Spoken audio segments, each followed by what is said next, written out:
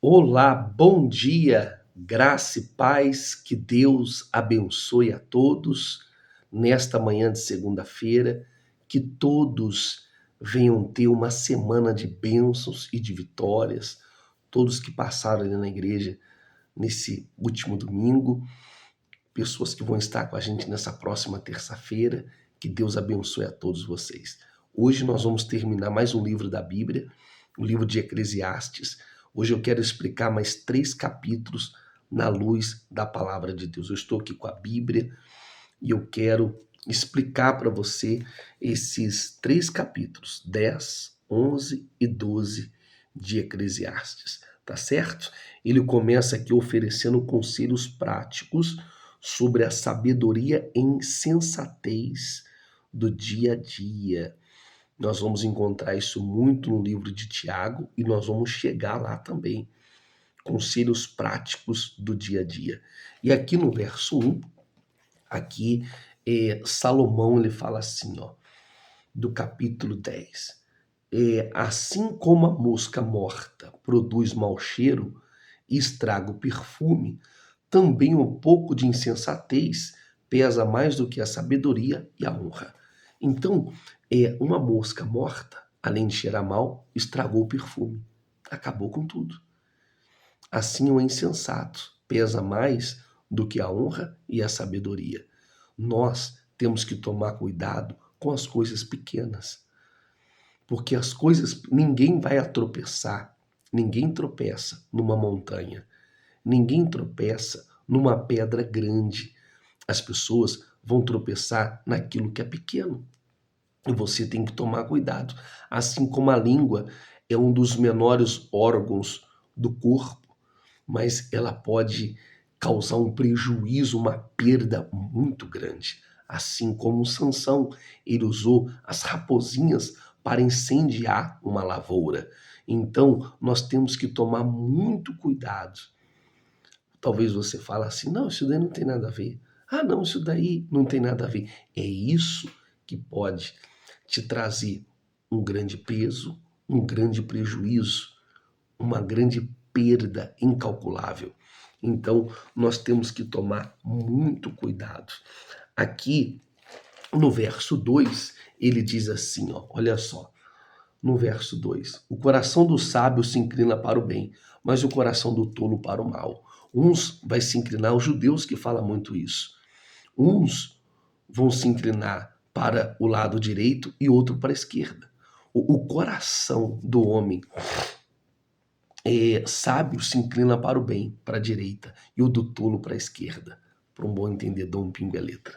Então, isso é algo glorioso, isso é muito forte. No verso 8 diz assim, ó, olha só, quem cava um poço cairá nele. Então a pessoa ela pensa que está fazendo armadilha para te prejudicar, ela mesma que vai se prejudicar. Quem derruba um muro será picado por uma cobra. E quem arranca pedras para se ferir, ela se ferirá. Quem racha a lenha se arrisca. Então, são conselhos práticos da vida, do dia a dia, que ele está aqui nos ensinando. Nós temos que entender o contexto bíblico, porque podemos estar permitindo coisas pequenas, mas que vai trazer danos para a nossa vida. Ele continua aqui falando acerca que nada acontece de uma forma imediata, tudo é a longo prazo. Assim como a nossa alimentação. Se você tem uma boa alimentação, é a longo prazo. Você vai desfrutar disso. O exercício, uma caminhada, você vai ver isso lá na frente. Assim também uma má alimentação, que vai te trazer problemas de saúde. Então ele fala aqui do mau hábito da vida, que vai ter resultados ruins. Ele continua aqui falando da importância da sabedoria, alertando as palavras do tolo que vai destruir. Do verso 12 ao verso 14, o salmista Davi, ele fala assim, ó Deus, coloca guardas na minha boca. Em outras palavras, eu quero vigiar naquilo que eu falo. A palavra, ela tem poder tanto para te abençoar, como para te amaldiçoar. Então, ele continua falando aqui dos reis novos, de experiências da vida, que os reis novos não tinham conselheiros, pessoas que viessem aconselhar, pessoas experientes que governavam só pensando em si mesmo, em prosperar, comer, beber, em se embriagar. Ele vai falando aqui sobre isso. E ele fala das pessoas nobres que eram preparadas para aquele posto. Ele fala assim dos nobres, ó: feliz é a terra cujo rei é de origem nobre, se preparou para aquele posto. Origem nobre e cujos líderes comem no devido tempo, não para recuperar forças e não para se embriagar. Por causa da preguiça, o telhado se enverga, e por causa das mãos indolentes, a casa tem goteiras. O banquete é feito para divertir-se, e o vinho torna-se a vida alegre, mas isso tudo se paga com dinheiro. Tá vendo? Então, olha só que coisa gloriosa, a maturidade. E a maturidade, você conquista ela com o tempo. E eu tenho certeza que eu e você, o tempo vai nos fazer pessoas melhores. Aqui no capítulo 11, fala aqui dos sábios conselhos. Ele fala sobre para nos encorajar e para que venhamos ser pessoas generosas. Você tem sido uma pessoa generosa? Seja uma pessoa generosa. E ele fala das preocupações do futuro. Olha aqui no verso 1, diz assim, no capítulo 11: atira o teu pão sobre as águas e depois de muitos dias você tornará a encontrá-lo. Você está plantando, então Deus ele vai te honrar. O que você tem plantado? Tome cuidado com aquilo que você tem plantado. Muito cuidado. Porque se é fé, você vai colher os milagres. Mas se não tem plantado nada, não vai colher nada. E se tem plantado dúvida, você vai colher a miséria. Então, viva a sua fé. Viva a sua fé mesmo, porque Deus, ele vai te honrar. Então, ele fala aqui no verso 2, ele diz assim no verso 2 aqui do capítulo 11: quando as nuvens estão cheias de água, reparta o que você tem com 7. E até mesmo com 8. Estava lendo aqui o verso 3, né? Pois você não sabe que desgraça poderá cair sobre a terra. Reparta o que você tem com 7. Se for preciso, com 8. Você não sabe o dia da manhã. Então, ó, é um ajudando o outro. Ninguém vence sozinho. Ah, não, mas eu tenho de tudo, eu tenho minha vida estável. O amanhã pertence a Deus. Ninguém vence sozinho. Todos nós precisamos de um e de outros. Eu sou pastor. Nós estamos com o nosso ministério. Mas o que seria de mim se não fosse os voluntários, se não fosse os membros, se não fosse a minha esposa?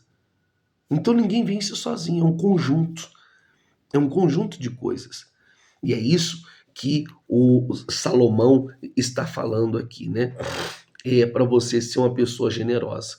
E se você é uma pessoa que nunca ajudou ninguém, espero que você nunca venha passar por dificuldade. Porque se porventura você passar por dificuldade, ninguém vai te ajudar. Ninguém vai estender as mãos para você. Olha aí a pandemia. Houve desemprego, houve crise, deu tudo errado. Mas sempre tem alguém que chegou junto. É uma verdade, que te ajudou, que estendeu as mãos. Então, amizade é uma coisa que você tem que cultivar, que você tem que gastar o seu tempo, que você tem que investir. Isso é algo glorioso. Então, gasta o seu tempo, conversa uma conversa, tenha um prazer de estar com pessoas, cultiva essa amizade, investe nessa amizade, porque pode ser que não é o modelo da sociedade. A sociedade nossa é tão corrido que ninguém faz nada por ninguém. Mas você pode fazer a diferença. E você vai fazer a diferença. Pode ter certeza disso. Eu não sou dessa época, mas eu estava ouvindo um senhor falar que lá no interior, se alguém aqui foi criado na roça, na colheita, eles iam de em casa distribuindo um pouquinho para cada. Então, eles tinham esse prazer de repartir o pão. É uma verdade. E sempre o senhorzinho falava, e sempre quando chegava para mim uma ajuda, era aquilo que eu estava precisando. Muitas vezes era uma farinha, mas é aquilo que eu estava precisando, o repartir. Talvez você faz o bem para alguém, Mas não pensa assim em nada. Você faz o bem para alguém, aquela pessoa, Deus pode mudar a história da vida dela e aquela pessoa, ela vai ser usada para abençoar e mudar a história da sua vida. Então, olha a importância da pessoa ela ser generosa. No verso 9, então antes de eu falar, se cultiva, não se isole, não se isole, mas cultive as boas amizades, né? Que isso aqui é muito forte. No verso 9, ele diz assim, ó, vamos ler aqui o verso 9. Amém? Diz assim: alegre-se, jovem, na sua mocidade. Seja feliz o seu coração nos dias da tua juventude. Siga por onde seu coração mandar, até onde a sua vista alcançar. Mas saiba que por todas essas coisas Deus trará o julgamento. A sua juventude vai ser cobrada. Então, um dia Deus ele vai cobrar a sua juventude. Ele falou que tudo isso é vaidade. Tudo isso é vaidade. O pecado gera morte. Aproveita a sua juventude, mas o pecado gera morte. Pode ter certeza disso. No capítulo 12, ele vai continuar aqui exortando a lembrança de Deus, lembrar de Deus na juventude. É uma reflexão sobre o significado da vida. Esse livro de Eclesiastes é o último livro que Salomão escreveu com mais experiência. Aqui ele já estava no fim da sua vida. E ele fala, tudo é vaidade. Então ele vai falando, dando conselhos aqui para a juventude. Talvez você viva uma vida intensa, talvez você corre de um lado, corre de outro, mas observa. Principalmente você que é pai e tem os seus filhos, pede para eles lerem aqui o livro de Eclesiastes, né? Olha só o que diz aqui no verso 1, no capítulo 12. Lembre-se do seu Criador nos dias da sua juventude. Antes que venham os dias difíceis e se aproximem os anos em que você dirá, não tenho satisfação neles. Antes que se escureça o sol e a luz, e as estrelas, e as nuvens voltem depois da chuva. Então, olha só, lembra-se, você que é jovem tem que lembrar. Porque a sua juventude, você pode subir monte, você pode descer monte, você pode estar domingo praticamente o dia inteiro na igreja, você vem de manhã, você vem à noite, tem um curso à tarde, você acorda segunda-feira de manhã com todo vigor, você dá a sua vida. Lembra de Deus na sua juventude. Tem pessoa que gasta toda a juventude dela, não dá nada para Deus. É isso, a sua juventude é o vigor. Você pode subir um monte, você pode limpar a igreja, você pode evangelizar, você pode fazer célula, você pode fazer um monte de coisa. Quando a pessoa ela chega numa certa idade, ela não tem mais o mesmo vigor de subir monte. Vão limpar a igreja, vão fazer a célula, vão fazer isso. Ela não tem mais o mesmo vigor. Por isso que ele está falando aqui. Para você lembrar do dia da sua juventude. Então, a realidade de quem está envelhecendo, o tempo chega para todo mundo. E quando chegar o seu tempo, quando chegar a sua idade, você vai falar assim, poxa, eu, quando estava com saúde, coluna boa, joelho bom, eu dei o meu vigor. Hoje, eu não faço aquilo que eu fazia antigamente, mas eu também estou na fé. Eu também estou na fé. É uma verdade. Até eu, com 43 anos, eu não tenho mais o mesmo vigor que eu tinha antes. Mas eu tô ali, ó. Eu tô ali na fé. Subindo monte, descendo monte, fazendo célula, abrindo trabalho, evangelizando, fazendo casa de paz, fazendo visita. E por isso que eu tenho me cuidado. Eu quero ter uma saúde, eu quero chegar com 70 anos e falar assim, ó Deus, quando o Senhor me chamou, eu tinha 13 aninhos. E hoje eu tenho 70. E a minha força é a mesma. A minha disposição é a mesma. Aqui no verso 8, vamos ler o verso 8 do capítulo 12? Tudo sem sentido, diz o mestre. Nada faz sentido, nada faz sentido. Tudo é vaidade. Então Salomão fala, nada faz sentido, tudo é vaidade. O tempo vai passar. É a voz aqui da experiência. Ele está falando, poxa, a brevidade da vida. Então, se você olhar para trás, você poderia falar, poxa, eu poderia fazer diferente, mas você não fez. Eu poderia fazer diferente. Tome cuidado, hein? Tome muito cuidado. Por isso que você tem que sempre ter o temor a Deus. Ele termina aqui com a exortação para a gente ter o temor a Deus e guardar os mandamentos de Deus. Olha só no verso 13, diz assim: agora que já se ouviu de tudo, aqui está a conclusão. Tema a Deus, obedeça os seus mandamentos. Por isso é essencial para o homem. Pastor, mas eu sou jovem, como que eu obedeço os mandamentos de Deus? Isso é essencial. Pastor, mas eu quero viver a vida, eu sou uma pessoa, eu tenho 17 anos, 18 anos, 20 anos, eu quero viver a minha vida. Obedeça os mandamentos de Deus. Que você vai viver a vida com Deus, uma vida muito abençoada. Viva os mandamentos, porque todos vão comparecer diante de Deus. Um dia, todos vão prestar conta diante de Deus.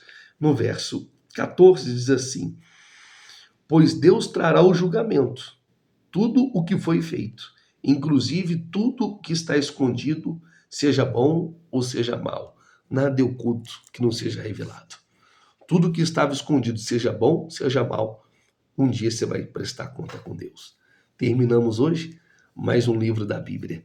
E vamos aqui para o livro de Cântico dos Cânticos. E vamos em breve terminar esse livro, tá bom? Eu faço uma convocação geral para todos vocês nessa terça-feira para a gente ler mais um livro da Bíblia, tá certo? Deus abençoe a sua segunda, Deus abençoe a sua vida e vamos na fé, no nome de Jesus. Um beijo no seu coração. Se Deus permitir, amanhã nós vamos estar juntos nesse mesmo horário, nesse mesmo canal. Deus abençoe a todos.